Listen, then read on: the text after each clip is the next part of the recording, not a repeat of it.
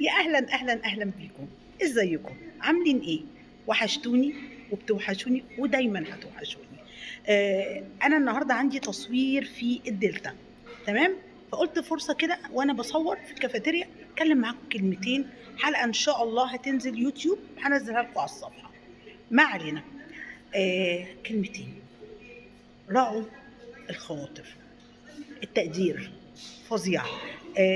الهادوا تحابوا. تهادوا تحابوا. تمام. ليه قلت الكلمتين دول؟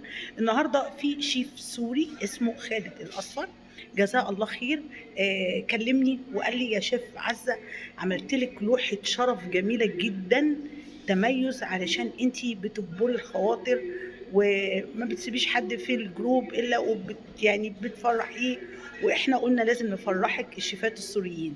اشكرهم لانهم بصراحه عملوا لي تابلو، مش ذكاء اصطناعي، مش بوست عادي، ده لا لا لا لا لا، حاجه كده قعد فيها يوم ويومين ابتدى يشتغل فيها. طبيعي، حاجه من الخضار الطبيعي وابتدى يعملها. وكتب بقى الشيف عزه وشغل جامد جدا.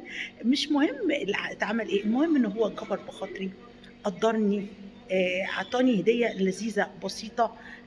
دي من الحاجات اللي بتفرح الناس، دي من الحاجات اللي بتعمل ترابط ما بين الناس. شكرا ليك شيف خالد الاصفر.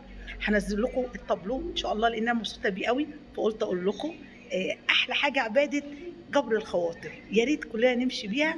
والله العظيم هتعمل فرق معانا كتير قوي. وشكرا ان اخدت من وقتكم دقيقه، ويلا باي.